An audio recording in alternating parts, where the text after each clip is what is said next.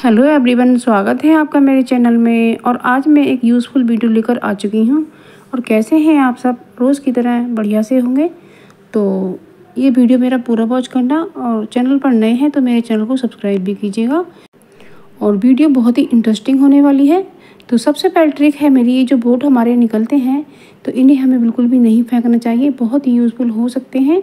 तो मैंने इसे धोकर साफ़ कर लिया है और धूप में भी ज़रूर से सुखाया है ताकि इसमें नमी ना रहे। तो जब आप बाज़ार से ग्रोसरी लेकर आते हैं और सामान को, बरसात का मौसम है तो बिल्कुल भी ऐसे ना रखें और इसे ऑर्गेनाइज़ करके ही रखें। तो आप देख सकते हैं मैंने बोट में मूंगफली को भरकर रखा है। और ये जो हमारे सामान में खलते निकलते हैं छोटे छोटे, इन्हें बिल्कुल भी ना फेंकें और इस तरीके से इनका यूज़ करें। और मैंने इसे चाकू से काट कर इसे 2 हिस्सों में बांट लिया है। और इसमें मैं थोड़ी सी चावल रखने के बाद इसकी जो पुड़िया बना लेती हूँ।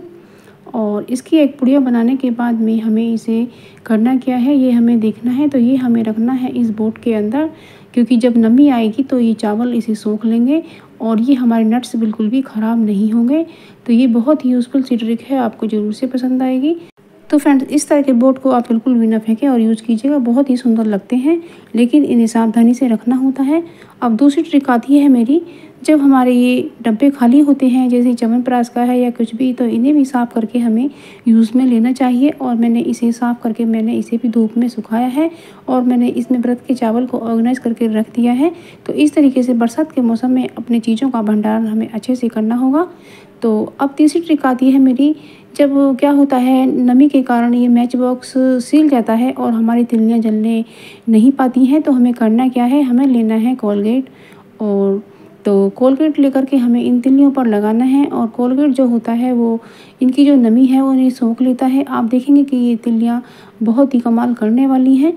तो इस तरीके से हमने इन पर कोलगेट लगाया है। तो बस इन्हें हमें सूखने देना है। और सूखने पर आप देखना कि ये कितना कमाल करने वाली है। तो बस अब हम इन्हें इन्हें जलाकर दिखाते हैं। तो ये जो माचिस होती है, तो नमी भरी माचिस से भी ये जलकर तैयार हो जाती है। ये बहुत यूज़फुल सी ट्रिक है, आपको ज़रूर पसंद आएगी। और अब हम जो पोहा बना रहे हैं, तो हमने जो मूंगफलियां हैं कच्ची, उन्हें तल लिया है। और बस हमने जो इसमें एक्स्ट्रा ऑयल था वो निकाल दिया है, उसमें हमने राई को डाला है। तो राई को चटक जाने पर हमने हरी मिर्च काट कर डाली है।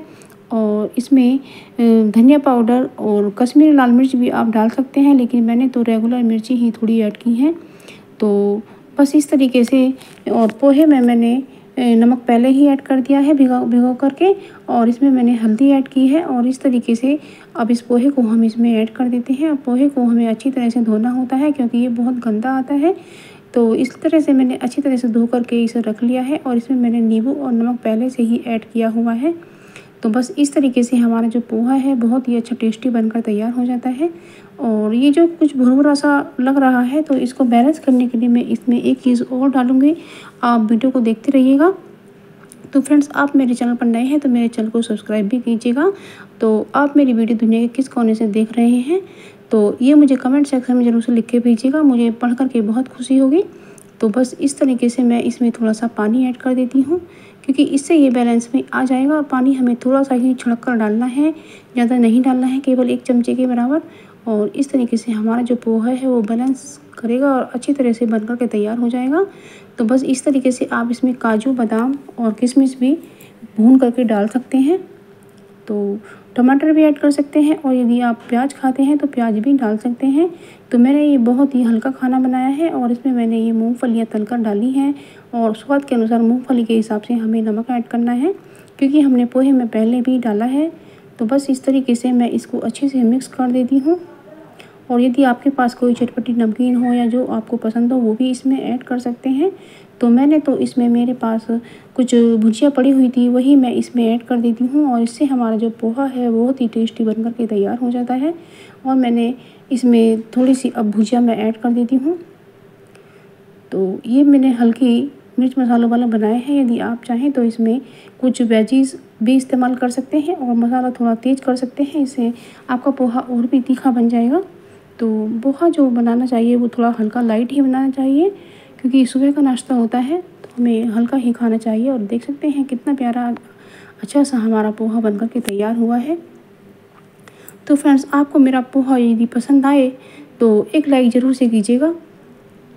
और इस तरीके से आप पोहा मिनटों में बना सकते हैं। ये बहुत ही जल्दी बनने वाला नाश्ता है। और जब आपको तेज़ी से भूख लग रही हो और आपको कहीं जाना हो और आपके पास टाइम ना हो, तो आप इसे जल्दी से बनाकर तैयार कर सकते हैं।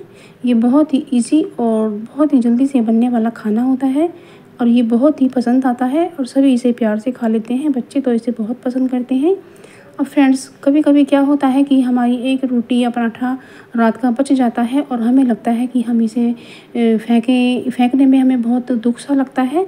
तो कोई खाता नहीं है तो हमें करना क्या है, इसको इस तरह से तोड़ तोड़ करके इसमें हमें दही को ऐड कर देना है। और यदि आपके पास दही ना हो तो आप मट्ठा भी ऐड कर सकते हैं। और इसे थोड़ा देर भिगोने के बाद में इसमें नमक और मिर्ची डाल दीजिएगा। और फ्रेंड्स, सभी इसे प्यार से खाएंगे, ये बहुत ही अच्छा लगता है। तो इस तरीके से आप अपनी रात की रोटी या पराठे का यूज कर सकते हैं, वो बिल्कुल भी ख़राब नहीं जाएगा।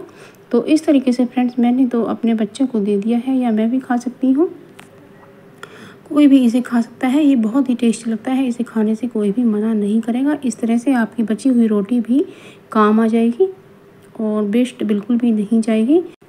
तो फ्रेंड्स, ये भी बहुत यूज़फुल सी ट्रिक है, आपको ज़रूर से पसंद आई होगी। और आप इस तरीके से अपनी जो रात की रोटी है उसको भी बचा सकते हैं, उसका भी यूज कर सकते हैं। तो इस तरीके से हमारे पैसों की बचत होती है। तो अब अगली ट्रिक आती है हमारी, जब हम पकौड़ियाँ बनाते हैं, ये हमने कूटू की पकौड़ियाँ बनाई हैं, तो हमें जो ऑयल है कढ़ाई का वो तेज़ गरम रखना है। तो इससे क्या होता है कि जो हमारी पकौड़ियाँ होती हैं वो ऑयल नहीं पीती हैं। यदि ठंडे तेल में हम डाल देते हैं तो पकौड़ियाँ हमारी तेल पीती रहती हैं और वो इतनी अच्छी क्रिस्पी नहीं बनती हैं। तो इस तरीके से हमें ये ध्यान रखना होगा। और हमने ये चम्मच से ही घोला है और चम्मच से ही हम इस तरीके से पकौड़ियों को डाल रहे हैं। तो हमारा जो हाथ है वो बिल्कुल भी नहीं सना है। तो इस तरह से आप चम्मच से भी पकौड़ियाँ बना सकते हैं। आप देख सकते हैं कि कितनी ही आसानी से ये पकौड़ियाँ हमारी बन करके तैयार हो जाती हैं, ना ही हमें हाथ सानना पड़ता है। तो अब इस तरीके से हम इन्हें क्रिस्पी कर लेते हैं। इस समय हमने गैस का फ्लेम थोड़ा मीडियम रखा है और हमने ये व्रत की खिचड़ी को बनाया है। तो आप देख सकते हैं, जब व्रत की खिचड़ी बनाए तो एक सीटी लगाने के बाद तुरंत सीटी खोल दें, तो ये खड़े खड़े चावल अच्छे से बन जाते हैं और हमारी पकौड़ियाँ भी बनकर के तैयार हैं। तो ये हमारा फास्ट का खाना तैयार हो गया है। और जब हमें पकौड़ियों को निचोड़ें तो साइड में तिरछी करके ही निचोड़ें। अब अगली ट्रिक आती है हमारी। क्या होता है फ्रेंड्स, जब बच्चे थोड़ी देर के लिए कहीं टॉप पहनकर चले जाते हैं तो उन्हें धोने में हमें आलस आता है, क्योंकि वो इतने गंदे भी नहीं होते हैं। तो आप इस तरह से फैलाकर उसमें थोड़ा सा सोडा डाल दीजिएगा और ये घर में ही अवेलेबल रहता है। तो इससे इसकी सफाई हो जाएगी और इसमें महक बिल्कुल भी नहीं आएगी। और तय बना करके इस तरीके से रख दीजिएगा, तो ये दोबारा से यूज में आ सकता है और धोना आपको बिल्कुल भी नहीं पड़ेगा। अब अगली ट्रिक आती है। क्या होता है फ्रेंड्स, हमारे जो पर्स होते हैं, ज्वेलरी पर्स, तो उनकी चैन ख़राब हो जाती है।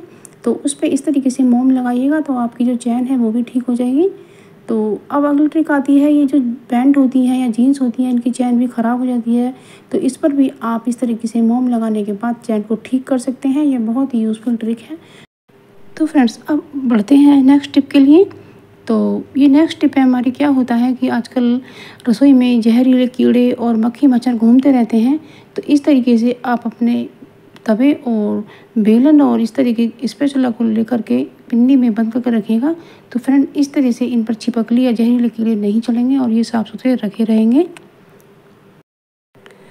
तो फ्रेंड्स, ये ट्रिक आपको ज़रूर से पसंद आई होगी। मैं नई नई वीडियो लेकर आती रहती हूँ। तो फ्रेंड्स, यदि आपको मेरी वीडियो ज़रा भी पसंद आई हो तो मेरे वीडियो को लाइक शेयर कमेंट जरूर से कीजिएगा और मेरे चैनल को जरूर से सब्सक्राइब कीजिएगा। मिलते हैं एक नई वीडियो में, तब तक के लिए थैंक यू फॉर वॉचिंग। जय श्री कृष्णा, बाय बाय।